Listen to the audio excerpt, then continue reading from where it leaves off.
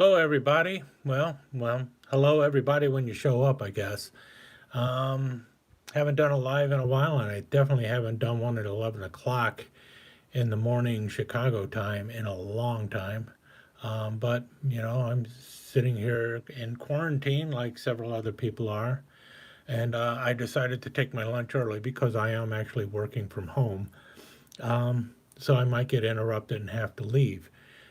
In any case, I thought, what the heck, I would do an update on some of the things that I've recently picked up, and um, and then see where it goes from there. I've got some stuff that just arrived in the mail. Hi, Rusty Knife Lover. Glad you're here. I think you're the first one. A few other people are starting to show up. So what I'm going to do is talk about a few things that I've already unboxed that you will probably see on my channel in more depth later. And then I've got a couple things that came today that I'm going to unbox. And then after that, I guess I will sit around here and chit chat for a while because, like I said, I got some time to kill. I will start right here with the tube. I, I don't know what's happened, but I have got a third Great Eastern knife now. I got my first one a year ago, um, and now I've got a third one. And if you notice, I'm not showing you the tube. You're just going to have to wait until this one debuts. It's going to debut probably within the next month or so. But man, Rhino 54, this is one cool Great Eastern that I picked up. And I'll tease you just a little bit. City Ute cutlery. That's all I'm showing of that one. Like I said, I've got a video coming out on that, and I don't want to ruin the fun of that video. It's a really cool knife. A couple other cool ones that I just found. If you know, I like to collect equal end pen knives, especially the ones with the metal seams on the handles. And I came across this one, and that was like, wow, is that ever cool? And I got it for like $17 or so, and I found out it was made back in 1984, and liked it so much that I found another one. Couldn't believe it. Found a second one in the same week. I've never seen it before in my entire life, and then I find a second one in the same week. Two different sellers, same knife. I think they're both nickel silver. This one looks kind of brass, but I've shined this one up. I haven't shined this one up yet. Both of them are dang near mint, and you'll find out more about that knife in an upcoming video too. But they came in a little brown box like that, not much of a box. And then this is a really cool one that I had no clue existed either, and that is a Red Ryder Stockman. This was made in Ireland. You see it's in the packaging. I have actually taken it out of the packaging, but I'm not going to go into great detail about this one. What I do know, it was made in Ireland, and I believe this was made by Imperial Schrade. It was made back in 1994. I'll be talking more about this one in an upcoming video soon too. So I don't want to ruin the fun with that. And that leaves us to things that just arrived today that I need to unwrap.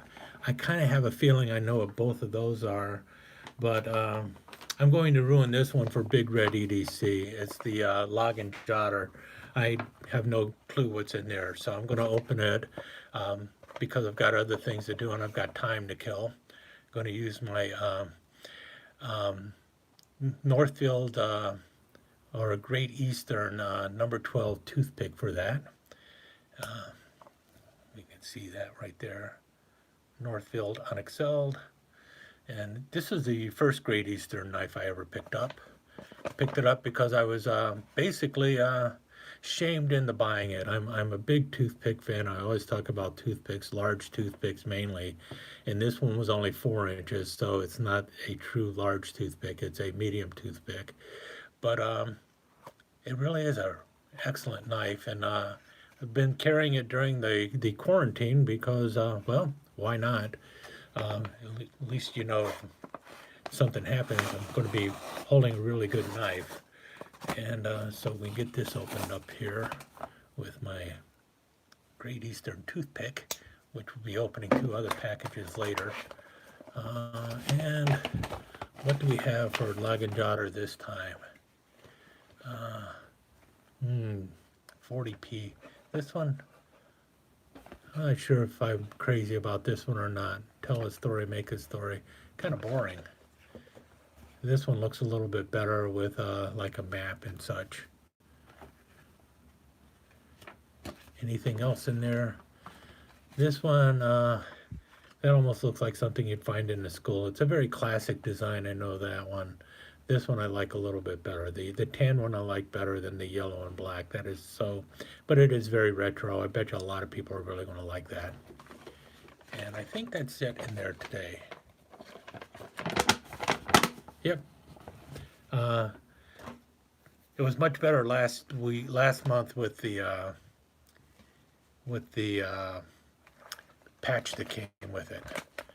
All right, this one comes all the way from Hawaii. I know what this one is already, and it's pretty cool. I know what both of these are already.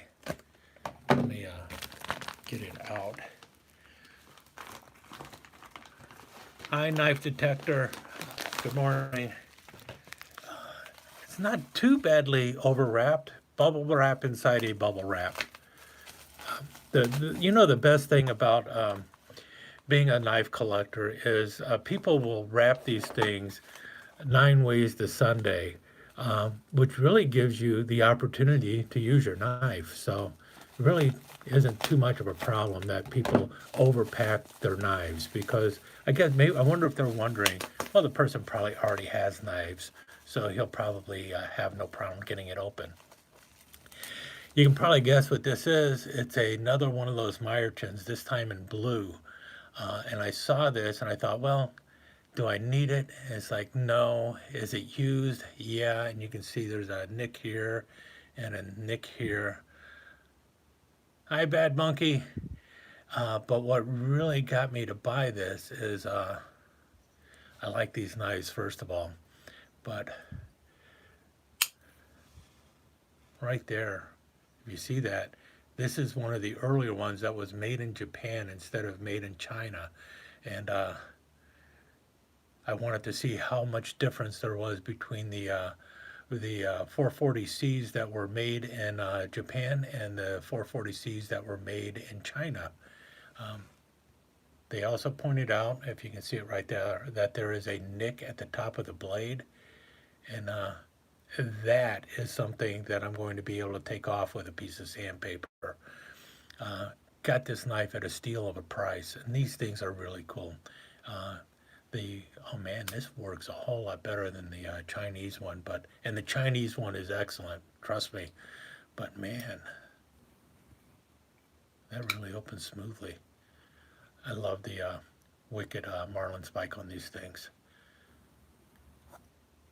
Really, the blue on this seems to be darker than what you have on the one made in China. There are two little nicks on there, but for the price that I paid for this and the fact that it is made in Japan, so it's one of the earlier ones, back when I believe, if you see here, is it? This is back when they were still serializing these. So this one actually had a serial number attached to it. So this is actually number 3026 of these that were made in blue.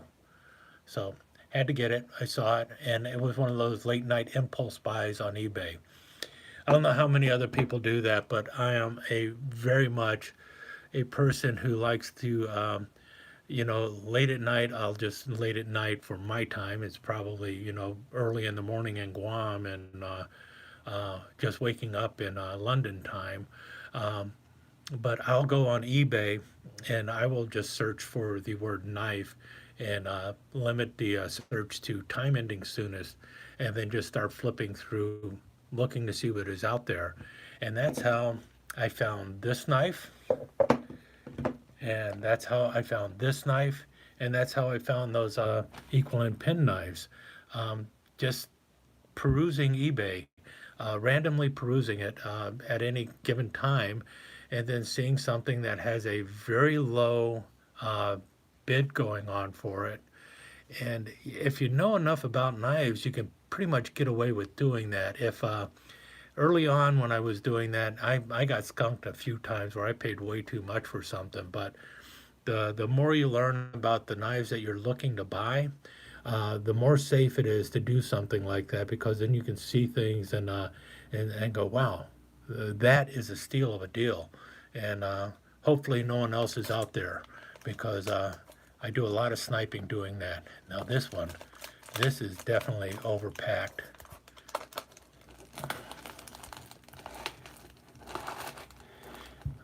Screwed up.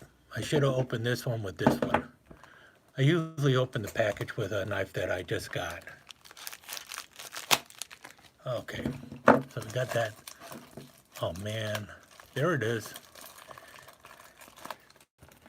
Picked up 2 marlin spikes. This is one of the older Camillus ones, and it's in pretty good shape. It's got a little spot right there that is a problem. I'm hoping that I'm going to be able to buff that out. I don't know for sure if I will be able to or not, but I got a feeling I can. It might be true rust, but I'll see what I can do to get it off.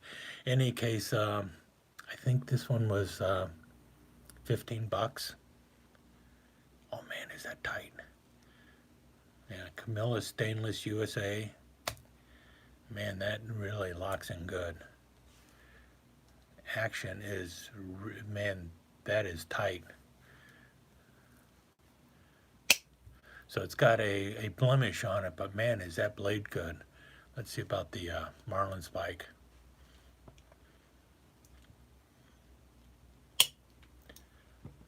Oh, that is definitely a good solid lockup. Hopefully,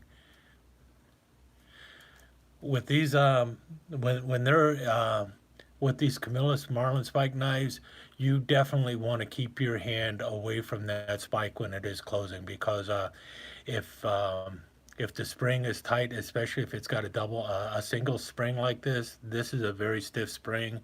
You want to keep your fingers away from there, because if it is in good shape, that is just going to leave one heck of a bruise on your hand when it slams down on it. And that is lined up pretty well for the marlin spike. Yeah, ever so slight wobble there. Blade definitely drops to the side, but man, is it good and strong. This thing is solid. This is really good. And what's really good on it also is the handles, and that's really why I picked it up. So often the handles on some of these older marlin spike knives, you will see a some white showing up on it, and it is basically like a mold or something that gets into the scale, and you cannot get it out no matter what you do. You can bleach it, you can do anything you want, and that white look will come back. I've been trying to get rid of stuff on scales on the plastic handles on marlin spike knives forever, and it's one of those things you just have to live with it. This blemish here in the nickel silver, I have a feeling I will be able to take that out. I'll let you know in a future video if it came out or not. Beyond that, I don't really have too much else to talk about. How's everybody out there doing? I'm hoping everyone's hanging in there pretty well. It's been a rough time for me. I have been working from home, and it's not as much fun as you think. You think, wow, get to sit at home all day and pretend to work, but typically you're not really pretending to work too much. You're actually working, and you end up losing track of time, and you end up working longer than what you had thought you were going to be putting in. How am I going to take that blemish out of the bolster? That's a good question. I think what I'm going to do is first try and clean it up, and then I'm going to hit it with some Brasso and stuff, and then hopefully try and sand it out, or just polish it out, maybe with a Dremel tool. I think that's might be what I would be doing. Um, I don't know. And it may or may not work. What I'm seeing though is, well, what the heck? Let's start with. Do I have a? I got something here. Where's my Brasso? Oh, I got some Brasso. That's Brasso being shook up. Don't get any strange ideas. And do I have a cleaning cloth here or something? I should have a cleaning cloth right by the place, but of course the one time that I need one, I do not have one with me. Oh yeah, I do. That was a bunch of knives that were sitting on top of the cleaning cloth. Come on, Brasso. All right, let's start with Brasso and see if that'll take off some of this tarnish here.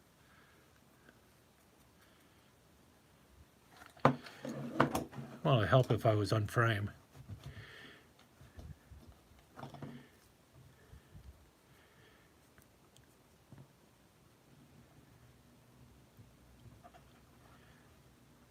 I don't know.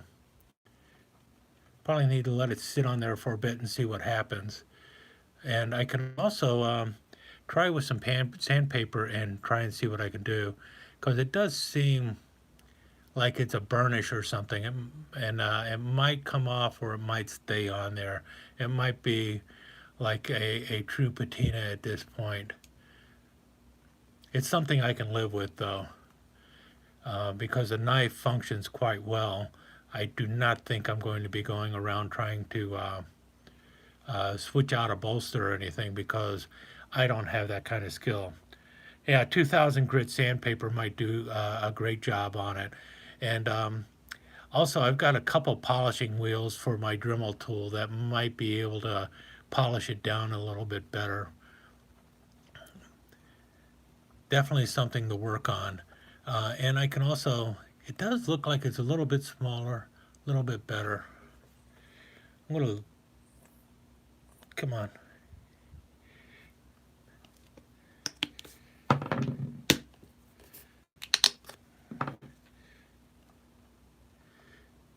Remember when Brasso came in a metal can and it just kind of poured out? I like that so much better than these plastic things. That little metal can was really cool. Hey, Slick Slicers, I'm glad to see you. Hope everything is doing okay over there in Scotland. How's the quarantine happening in other countries? I mean, where we're at, it's good and it's bad. Sometimes it seems like there's a little bit too much government overreach, and I don't know. I think if we did not have an election coming up, we would not have nearly as many issues going on with our quarantine as we do right now. And I'm going to stop talking about that. I don't want to go into politics. Um, any case, I'm going to let that dry for a bit and see how that comes out. Um, I don't know what else to talk about right now. Mostly, all I have here, knife-wise, is a bunch of tortoiseshell knives, because I was getting ready to do a video on that. Um, and what else do I have here? Oh dear. Not a very good host. 11th of May, the shops will open on the May 11th. Yeah, we're having things are starting to open up in Illinois right now. Same with Indiana.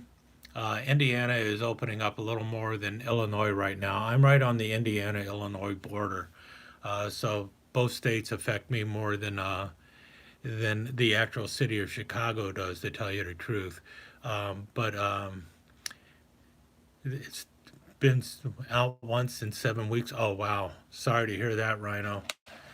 I have to get out twice a week because of work, because I actually still I work in healthcare. So while I'm actually doing most of my work at home, I do need to get into the office twice a week because there's certain things that are just impossible to do from home.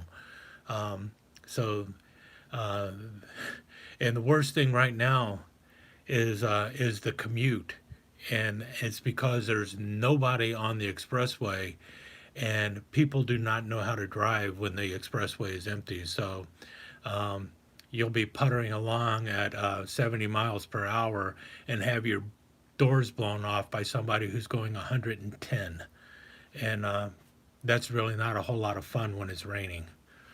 And they're just weaving in and out of traffic and everything else, and the cops just aren't there. Oh, talking about packages just sitting there forever. I've got two different packages coming out of California that are that have been sitting there for 7 weeks. It's ridiculous. And I have one package that is sitting coming from Aurora, Illinois, which is a suburb of Chicago, been sitting for 6 weeks, not moving. I could have walked over there and picked it up by now. That's how bad it is with some of the packages, and all you get is excuses. Well, I don't know. I don't know, and that's coming from both the post office and the shipper. So that's enough to drive you nuts. But you know what? On the bright side, healthy, not dying, not stuck in a hospital. Things could be a whole lot worse than having a package sit in the mail. So you really do have to try and understand what's going on. That some things are really just a little bit bigger than we are, and definitely much more important than how come my knife hasn't arrived yet. So, especially when someone else is out there uh, you, wishing they could have gone to um, their parents' funeral or something like that because they couldn't even make it out to a funeral because of being in quarantine. So we really do need to keep some of this stuff in perspective when we start looking at what's basically a hobby. Um, any case, that's one of the thoughts I have. Ooh, well, speaking of case many hunters, I have has that video shown up yet? That's the other thing. I have a tendency to shoot five, six, seven videos all in one day, do the editing in the next couple days, and then I space them out online so that you're not watching 8 videos on one day. So I have a video of my Case Mini Hunter. If I have not put it up yet, it will be coming out real soon. And I've also got videos on a variety of classic SDs coming out real soon for all those Victorinox fans. I also have a couple videos I'm working on my Alox collection. Several knives that I have picked up since, but I don't want to ruin it by showing them ahead of time, and then I do want to kind of keep it a little bit of a surprise on what's going on. Um, so is it any better? No, I don't think the Brasso is going to do it. I think I'm definitely going to have to. Well, that did make it a little bit better. I am definitely going. Yeah, that worked. That helped a lot.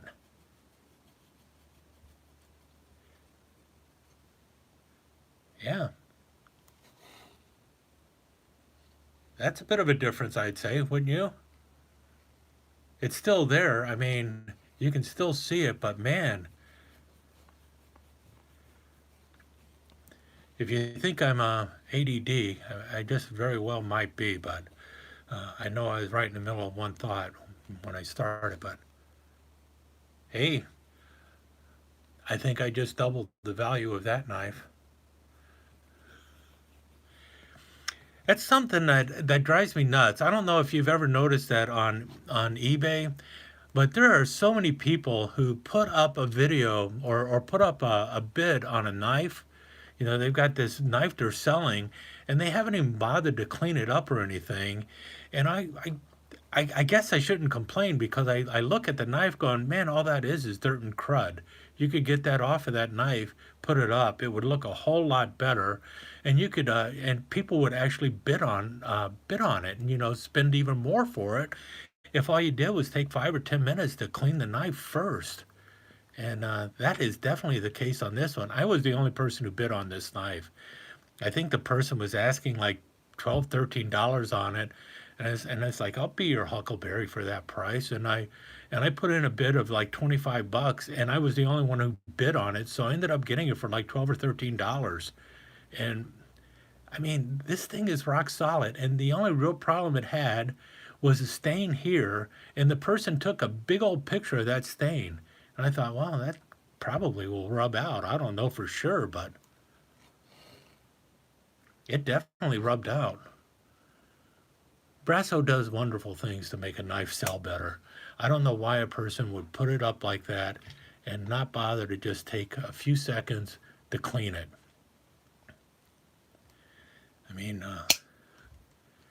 now I would look at that knife online without the blemish that was there and go, yeah, I'll put in a bid for 35 bucks on that one. That's not a problem at all because there's other well, the new Schrade marlinspike out there is what, 20 bucks?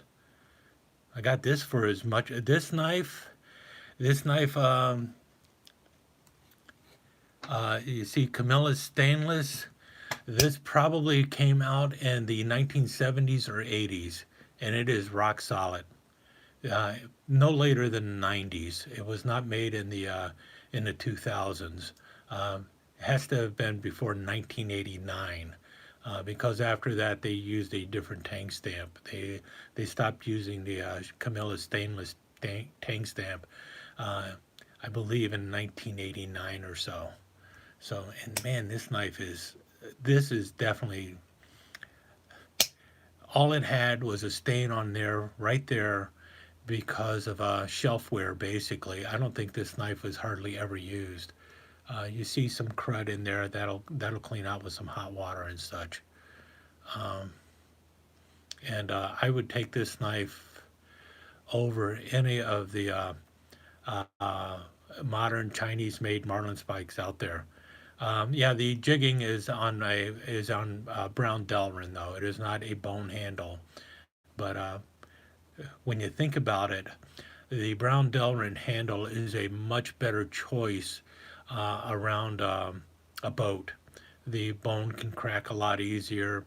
It's going to chip and everything else. Remember, these are really hard use knives. That's what they're really supposed to be used. You're supposed to be doing some really serious stuff on there. Yeah, that sucks that eBay does not sell knives in the UK. That is just absolutely ridiculous, especially when you can legally carry a knife in the UK under certain parameters. Like in the United States, it's illegal to sell, eBay will not allow you to sell butterfly knives on eBay. You'll occasionally see one on there, and same thing with switchblades. You can't sell a switchblade on eBay in the United States either. They occasionally show up, but they're not supposed to be there, and the person could be reported, and he could lose his eBay store by doing that. Uh, but both of those knives are illegal to sell across state lines, and that's why eBay does that. But in um, in England, you can have a knife as long as the blade is a certain length and as long as it's a slip joint. So it seems to me that in England, you should at least be able to sell something that could be legally bought and sold. What difference does it make if it's on eBay or not? Especially considering you can buy it from, like, is it Heine Haynes? So you can buy it from a store and they will ship it to you, but you cannot sell it on eBay. Makes absolutely no sense at all. And that's the problem with so many of the knife laws out there, which brings up another video that you'll be seeing real soon. I think I did one on my thoughts on the origins of modern folders, and it really comes down to, I think that they were pushed along by knife laws in the United States.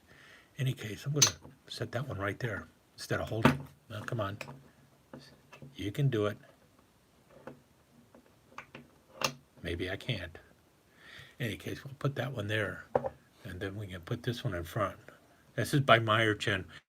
I tell you what, if you sail, if you're somebody who does anything with boats, or if you do anything with a lot of ropes, like mountaineering or anything, you need to get yourself a good Meyerchin. They are some of the best knives out there for rope work.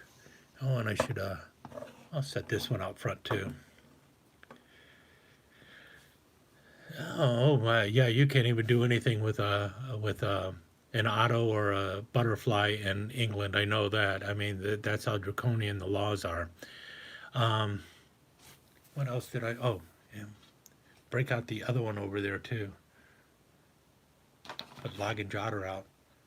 Get everything out that that's the one I like. The other one is kind of boring. And let's bring out this one too. I already took it out of the packaging, so we'll give a little preview here. Pretty cool card. The one I got is right here, the Outrider. Keeping the card, don't need the plastic. And there you have it. This is basically just an Imperial Schrade Stockman, but that's why I got it, the Red Rider. So I'll get that one up there. And then I don't even know where I put the other things. Wow. I really am kind of scatterbrained today.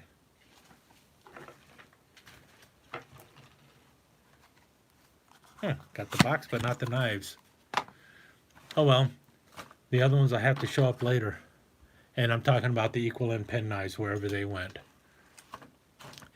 So I guess I've been rambling for quite a while now, and really losing my train of thought.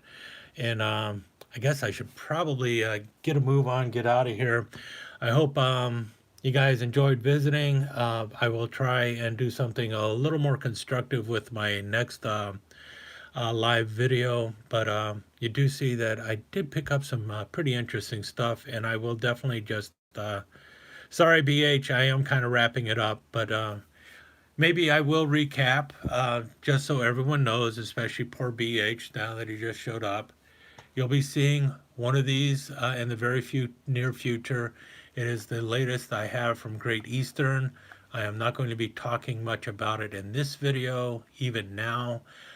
It is the third Great Eastern knife I picked up, and it is a beauty, a true traditional pattern knife. You cannot get more traditional than the knife that I picked up, and it is awesome. Somewhere around here, there's a couple equal end pin knives that I picked up, and I don't know where I set them down, so you're probably not going to see them again, unless they're hiding in the backpack here. I got this Camillus marlinspike knife very recently. It had a nasty stain there. It came off with Brasso. Meyerchin marlinspike knife. I have the one in the silver. Saw the blue. Really wanted it simply because this one is not made in China. It is serialized, and it was out of Japan. So this is one of the earlier ones they made. And then my Red Rider here, and well, this is the first Great Eastern I picked up, and that's the one I used to open up all the packages. And with that said, I guess I'll let you guys go, and hope to see you soon. Stay out there, stay sharp, be safe, and hang in there. This cannot go on forever. The quarantine will definitely end. It's already starting to end where I live, and hopefully it is starting to end where you're at too. Talk to you guys soon, and stay safe.